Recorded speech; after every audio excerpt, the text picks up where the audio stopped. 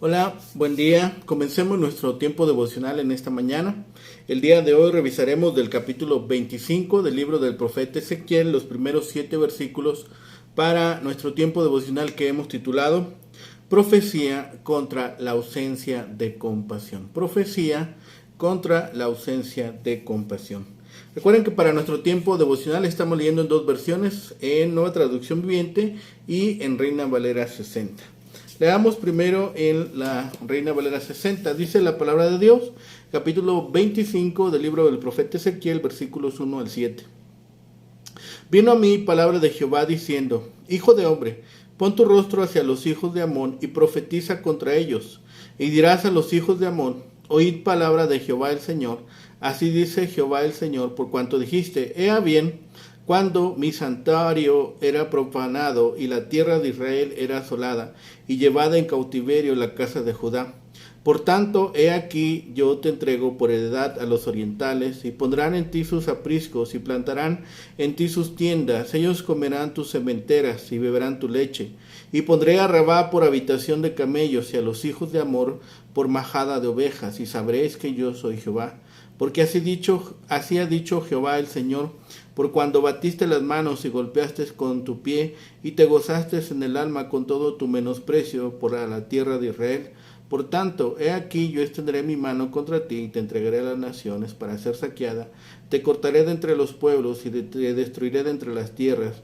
Te examinaré, y sabrás que yo soy Jehová. Ahora en la Nueva Traducción Viviente, misma porción, capítulo 25, versículos 1 al 7. Dice la palabra: Luego recibí este mensaje del Señor: Hijo de hombre, ponte de cara a la tierra de Amón y profetiza contra sus habitantes. Comunica este mensaje a los amonitas de parte del Señor soberano. Escuchen la palabra del Señor soberano. Ustedes se alegraron cuando mi templo fue contaminado. Se burlaron de Israel y de su desolación, y se rieron de Judá cuanto la llevaron al destierro. Permitiré que invadan su país los nómadas de los desiertos orientales. Ellos establecerán su campamento entre ustedes y levantarán carpas en su tierra. Se llevarán el fruto de sus cosechas y tomarán la leche de sus animales. Convertiré la ciudad de Rabá en un pastizal para camellos, y todo el territorio de los amonitas en un lugar de descanso para ovejas y cabras. Entonces ustedes sabrán que yo soy el Señor. Esto dice el Señor soberano: dado que ustedes aplaudieron, bailaron y gritaron de alegría por la destrucción de mi pueblo, yo alzaré mi puño de juicio contra ustedes. Los entregaré como botín a muchas naciones. Los eliminaré y dejarán de ser nación. Los destruiré por completo. Así sabrán que yo soy el Señor. Estas son las profecías de Ezequiel a las naciones extranjeras. Serán 7 profecías contra 7 naciones gentiles, del capítulo 25 al capítulo 32. Son esta la segunda parte del libro de Ezequiel, mensajes contra las naciones. Es la profecía contra las naciones hostiles. Así ha terminado el sitio a Jerusalén. La fecha es unos 2 años después de los sucesos y profecías que se acababan de describir del capítulo 24 al capítulo 26. Pero antes de hablarnos de la caída de la ciudad, Ezequiel relata cómo ha de juzgar Dios a las naciones y ciudades paganas alrededor de Judá. Las naciones inmediatamente vecinas, Amón, Moab, Edom y Filistea, son las primeras en ser denunciadas. Luego Tiro y Sidón, 2 orgullosas ciudades comerciales, son condenadas en detalladas declaraciones. La más específica de todas es la declaración de cómo se propone Dios juzgar a Egipto. En total, las mencionadas naciones son 7, número que sugiere un juicio completo. El Señor mismo es quien ha de juzgar a esas naciones, y lo hará particularmente porque se han aprovechado de Israel en su infortunio. Es interesante que en esta lista no se mencione a Babilonia. No se habla de su juicio y caída que tuvo lugar efectivamente después de sus años de gloria. De haber sido incluida Babilonia, ello hubiera estimulado a los israelitas, que estaban seguros de que los babilonios no eran un instrumento en las manos de Dios.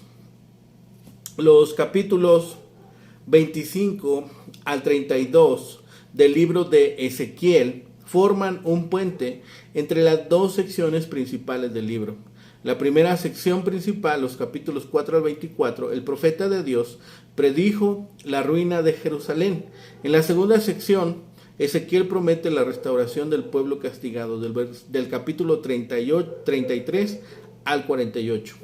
Esta sección intermedia la usa el Señor a través de Ezequiel para indicar que no solo era el Dios de Israel y Judá, sino de todas las naciones. Juzgaría a las naciones de los alrededores por los pecados que ellas habían cometido en la misma justicia que usó en el caso de Israel y Judá. El resultado del juicio de Dios sobre esas otras naciones se señala en Ezequiel 28, 24 al 26. Nunca más será a la casa de Israel una espina desgarradora, ni un aguijón que le cause dolor. Cuando recoja la casa de Israel de los pueblos entre los cuales es esparcida, habitarán en su puebla seguros cuando yo haga juicios en todos los que despojan en sus alrededores. El sitio de Jerusalén había empezado y su destrucción total era inminente, por lo tanto Ezequiel dejó de profetizar contra ella y comenzó a predecir contra las naciones circunvecinas. Si Dios no perdona el pecado de su propio pueblo, ¿cómo podrían las demás naciones tener una esperanza de escapar de su castigo? El juicio divino comenzó en Israel, pero se iba a extender hacia los demás países. El castigo del Señor sobre las naciones se basa en el pacto abrámico en Génesis 12. Todo aquel que bendijera a los descendientes de Abraham recibiría bendición, pero el que los maldijera recibiría maldición. Ezequiel pronuncia la maldición divina sobre 7 países que participaron en la caída de Judá. Los primeros 3 son Amón, Moab y Edom, que se encontraban en la frontera oriental de Judá. El cuarto es Filistea, que hacía frontera por el poniente. Tiro y Sidón eran ciudades de Fenicia y las principales potencias al norte de Judá. Egipto era el reino importante al sudoeste. El castigo de Dios empezaría por Judá y se extendería en todas direcciones. Las primeras 4 profecías de Ezequiel en contra de Amón, Moab, Edom y Filistea, antes que nada mencionan el pecado cometido, luego describen en qué consiste el castigo divino. Estos 2 elementos forman el patrón: por causa de y entonces, por causa de Yaán, que la nación había pecado en contra del pueblo de Dios, entonces y a quién Dios va a justiciar al país en cuestión. Cada una de las profecías termina describiendo el resultado que producía el castigo, y sabrán que yo soy Jehová. Las profecías contra las naciones extranjeras como una forma de discurso profético se remontan al siglo VIII. Los profetas Amós e Isaías, aunque son similares en forma a sus profecías de juicio contra Israel, las profecías contra las naciones tienen una función diferente. En efecto, sirven para anunciar la salvación inminente de Israel, porque los profetas generalmente dirigen estos oráculos contra las naciones que se han beneficiado de la caída de Israel. En Ezequiel funcionan como una especie de transición entre la primera sección principal del libro, como hemos dicho, del capítulo 1 al 24, que contiene las palabras de juicio del profeta contra Israel, y la última sección del libro, capítulo 33 al 48, que hablaba de la restauración de Israel. La caída de las naciones es un presagio de tiempos mejores para Judá. Estas profecías sirven para condenar a las naciones extranjeras debido al trato que habían reportado a Israel. Los textos de esta maldición egipcia datan de los siglos XIX y XVIII. Son ejemplos de un fenómeno similar de una época anterior. Los egipcios escribían maldiciones contra sus enemigos en una tableta de arcilla y luego arrojaban esa tablilla al suelo. Su destrucción señaló que la maldición estaba surtiendo efecto.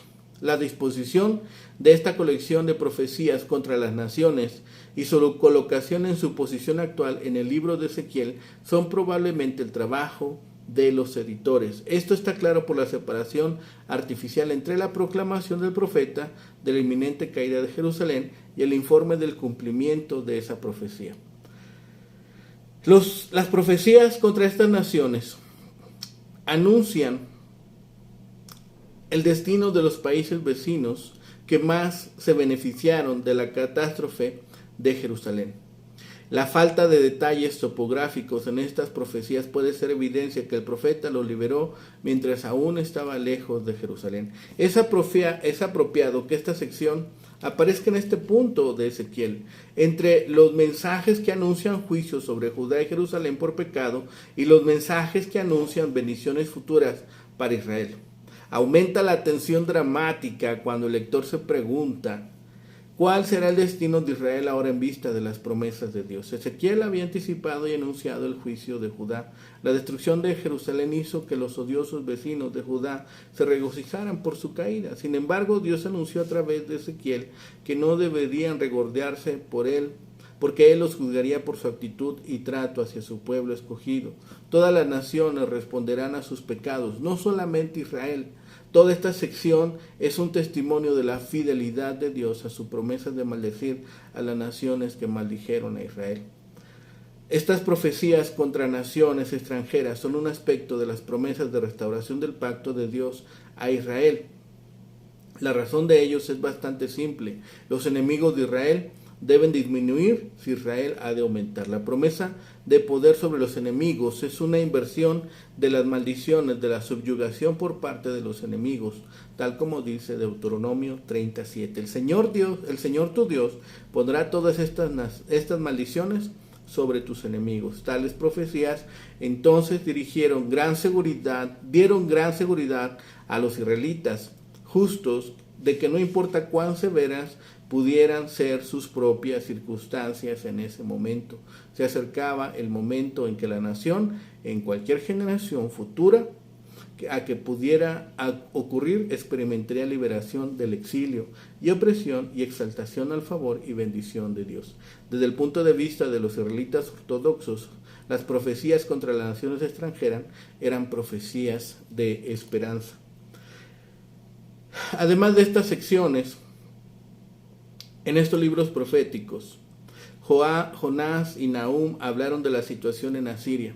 Daniel predijo el destino de Babilonia y otras naciones, y Abdías predijo la caída de Edom. Todos los libros proféticos del Antiguo Testamento, excepto Oseas, contienen algunas referencias al futuro de las naciones. Probablemente es significativo que Ezequiel mencionara 7 naciones, al igual que Jeremías y Amós. Los judíos consideraban 7 de cualquier cosa como un número completo que se remonta a la creación del cosmos por parte de Dios en 7 días. Por tanto, estas 7 naciones, ciudades-estado, habrían significado para los judíos que Dios juzgaría a todas las naciones paganas hostiles, no solamente a las 7. Ezequiel no registró una profecía contra Babilonia, como hemos dicho. Tal vez porque el denunciar Babilonia habría sido muy peligroso para los judíos. Este capítulo, por tanto, nos sirve también para nosotros para ver el juicio que Dios llevaría a todo el mundo. Muchos de los grandes profetas se habían dirigido en contra de las naciones paganas ya, como hemos dicho, Amós, Isaías y Jeremías. Ezequiel, en contraste con Isaías y Jeremías, no tenía esta profecía contra Babilonia. Esto también explica la situación en que se hallaba Ezequiel, un cautivo en medio de colonias judías dentro de los términos de un país y enemigo cruel, Babilonia. Escribir en contra de los conquistadores hubiera sido provocarlos de una manera tan insensata como inútil. Esta sección da esas profecías, pero omite la profecía contra Babilonia. Malo, sin embargo, es contentarse por las calamidades de alguien, especialmente del pueblo de Dios. Es pecado que ciertamente se tendrá que confesar. Dios hará evidentemente que Él es el Dios de Israel, aunque tolere por un tiempo que ellos sean cautivos en Babilonia. Mejor es conocerlo a Él y ser pobre que ser rico e ignorante de Él. El refrán que se usa en circunstancias desfavorables del vecino es que a río revuelto hay ganancia de pescadores. Se cumplió esto para las naciones vecinas de Jerusalén cuando ésta sufrió la destrucción que Dios había prometido. Sus vecinos se alegraron al ver cómo aquella nación era destruida porque era la oportunidad de beneficiarse con los despojos. Dios actuó inmediatamente contra esa idea al anunciar el juicio que vendría sobre ellos también. El instrumento del juicio sería Babilonia. El Señor traería a dicha nación para efectuar la destrucción de los pueblos vecinos que se burlaron de Judá. Además de la promesa de bendición y maldición para Israel, Dios había prometido bendecir a las naciones que bendicieran a su pueblo y maldecir a los que maldijeran. Dios juzga a los gentiles, Dios juzga a las naciones paganas por causa de su perversión exagerada. Esta base para el juicio se observa en el caso de Sodoma y Gomorra y de Nínive. Dios juzga a las naciones paganas por maltratar a Israel conforme a la promesa hecha por Dios a Abraham, Génesis 12. Dios juzga a las naciones paganas por desviar a Israel de su lealtad a Jehová. Esta fue la base del juicio contra Egipto. Así Dios juzga a las naciones por su perversión exagerada, por maltratar a Israel, por desviar a Israel. Con estos anuncios, los hebreos también podrían seguir aprendiendo de cómo era su Dios y observar que estaban padeciendo lo que merecían. A la vez comprendían que Dios es justo y que asimismo castigaría a las naciones injustas que lo rodeaban y que se burlaban del pueblo escogido. Los capítulos 25 al 32 son palabras de Dios con respecto a las naciones que se burlaron de Judá. Los juicios de estos capítulos no son simples declaraciones de venganza de los judíos en contra de sus enemigos. Son juicios de Dios sobre las naciones que no reconocieron al único Dios verdadero, ni llevaron a cabo los buenos propósitos que Él tenía para ellos. Juzgó a los amorreos debido al gozo que expresaron por la profanación del templo. Los moabitas debido a que encontraron el placer en la maldad de Judá. A los edomitas por su odio racial contra los judíos, y a los filisteos porque procuraron vengarse de Judá por haberlos vencido en batalla. Esta profecía contra Amón es justamente porque se gozaron al ver la desgracia que había caído sobre Jerusalén. Los amonitas habitaron la tierra del este y al norte del Mar Muerto. Eran descendientes de Lot, la más joven de las hijas. Por la más joven de sus hijas, Amón estuvo aliado a menudo con otras naciones en contra de Israel. No le ofreció ayuda a Israel mientras estaba en su peregrinaje de Egipto a Canaán. Además, Amón se unió a Moab y a Amalec en la subyugación de Israel durante 18 años. Después de actuar sorpresiva y desvergonzadamente para ridiculizar al rey David, los amonitas contrataron a los sirios para tratar de derrotar a David. Alrededor del año 200, este pueblo perdió su identidad entre los nómadas de Arabia. Su dios era Moloch y su capital era Raba o Raba Amón, que hoy se conoce con el nombre de Amán, la capital de Jordania. La causa inmediata de la ira del Señor contra Amón era el marcado encono de éste contra su pueblo de Israel. Los amonitas participaron y se regocijaron de la destrucción del templo, la tierra y la nación de Israel. Según Génesis 19, los amonitas eran parientes de los israelitas, como hemos dicho, a través de Lot, el sobrino de Abraham. La Biblia se refiere a varios conflictos entre Amón e Israel.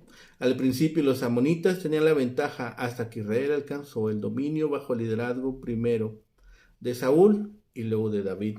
David incorporó a Amón a su imperio con la disminución del poder israelita después de la desintegración del Reino Unido. Después de la muerte de Salomón, los amonitas pudieron elegir entonces su destino, separándose de la nación de Israel. Esto explica también a la vez los largos intervalos entre periodos de ocupación permanente en la historia de esta región, más fuertemente observables en el sur. El profeta afirma que de nuevo el desierto reclamaría Transjordania. Esto sucederá debido al juicio divino sobre los amonitas, para su reacción a la caída de Jerusalén. La segunda profecía es más genérica en contenido y simplemente promete la derrota a los amonitas. Ezequiel registró previamente una profecía contra Amón en el capítulo 21. Su ubicación allí se debió evidentemente a la presencia de la terminología de espada del Señor en esa profecía, que las otras profecías en este capítulo también contienen. Lo primero que podemos distinguir de esta sección de profecías es la identificación del destinatario. Ezequiel ya había anunciado este castigo sobre Amón. Ahora la misma nación se encuentra al principio de la lista de los pueblos que padecerían a causa del juicio divino. Amón e Israel habían tenido conflictos. Amón e Israel ahora también serían castigados. La primera nación entonces es mencionada como Amón o hijos de Amón. El hecho de estar en la primera lista y la extensión del mensaje casi el doble que las otras muestra que para el profeta había una especial gravedad en la conducta de este pueblo. Esta sucesión de hechos mencionan una de las razones por las que el profeta pone en primer lugar a ellos, las relaciones con esta nación, ya sean los conflictos como su influencia fue nefasta para el pueblo de Israel. Por eso son colocadas en el primer lugar. El castigo de Dios sería proporcional entonces a su pecado. Se habían alegrado de la caída de Judá, por tanto ellos también iban a caer. El Señor los iba a entregar por heredad a los orientales. Se habían alegrado por la caída del santuario. Las dos manifestaciones del pecado de los amonitas se encuentran en los versículos 3 y 6. Habían dicho, bravo, que le siguen tres expresiones que están armadas siguiendo la misma estructura. Contra mi santuario, cuando fue profanado, contra la tierra de Israel, cuando fue desolada, contra los de la casa de Judá, cuando iban en cautiverio. La elección de los verbos profanar, desolar y llevar, usados en cada una de ellas, está directamente relacionado con los receptores de la acción. Por tanto, el Señor soberano los entregaría a los invasores orientales, los babilonios, quienes se apoderarían de su país y se establecerían en su tierra. La ciudad capital de Rabá, Amán moderna, así como el resto de la tierra, se convertiría en una desolación habitada principalmente por camellos y rebaños de ovejas y cabras. Debido a que los amonitas se habían regocijado por la desgracia de Israel, el Señor les castigaría y los destruiría. Los enviaría como botín de guerra a otras naciones. Él terminaría su existencia como una nación separada y lo destruiría como pueblo. Amón ya no existiría como nación después de que Nabucodonosor la destruyera y los beduinos del este la saquearan. Este juicio les enseñaría que Jehová es Dios. Jeremías predijo que Jehová restauraría la fortuna de los amonitas. Esto ocurrió brevemente después del exilio. Tobías fue un gobernador persa de Amón durante el periodo post-exílico, pero la restauración de esta región también tendrá lugar en el milenio. Para conclusión, al final de la muerte de la esposa de Ezequiel, que vimos el día de ayer, se indica que el profeta comenzó con un periodo de silencio, hasta que se trajo la noticia de la destrucción del templo de Jerusalén. El tema que se deja fuera al final del capítulo 24 no se reanudará hasta el capítulo 33, rompiendo la continuidad de la narrativa. Hay una gran sección del libro que veremos en estos días, que contiene estas profecías. Es posible que esta narración se inserte en este punto del texto para crear, en un sentido literario, una conciencia del tiempo del silencio que separa al capítulo 24 y 33. Los capítulos 25 y 32 forman una unidad autónoma, casi un pequeño libro separado, con la declaración de la palabra de Dios contra las naciones extranjeras como su tema unificador. A pesar de la diferencia en el objetivo, estas profecías también son del profeta Ezequiel, aunque en varios lugares sus discípulos pueden haber hecho adiciones editoriales. son a las palabras originales del profeta. Las profecías arrojan nueva luz sobre el pensamiento y la perspectiva de Ezequiel, mientras que en los capítulos anteriores su enfoque principal había sido el pueblo elegido. Ahora la perspectiva es internacional. Comenzamos a percibir que el profeta no era de ninguna manera un hombre de mente estrecha. Tenía una visión bastante notable de los asuntos internacionales de su tiempo. Y otro de los dones del profeta también se hace más evidente en estos capítulos. Muchos de sus oráculos contra las naciones extranjeras son poéticos en forma y la poesía ilustra claramente el don del lenguaje de Ezequiel. El primer oráculo está dirigido contra Amón, uno de los vecinos de Judá en Palestina. Los amonitas vivían al noreste de Judá, en territorio que ahora es parte de Jordania. Su capital era Rabá. En términos políticos, los amonitas a veces habían sido enemigos de Judá y a veces aliados, aunque la alianza era solo para fines egoístas. Había poco amor entre las dos naciones.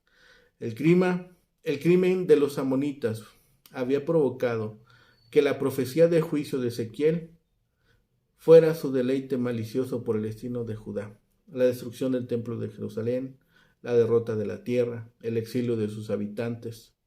No causaron dolor a los amonitas, aplaudieron y se regocijaron por la caída de sus vecinos. Como consecuencia, Ezequiel declaró que su propia tierra sería desolada y tomada por invasores extranjeros. Su ciudad capital se convertirá en un pasto para los camellos de los beduinos invasores, y las ciudades vecinas en su desolación serían como pliegues para los rebaños del invasor. Los amonitas perecerían destruidos por la mano extendida del Dios soberano. El crimen de Amón fue la ausencia de compasión, ejemplificada en un exceso de alegría maliciosa.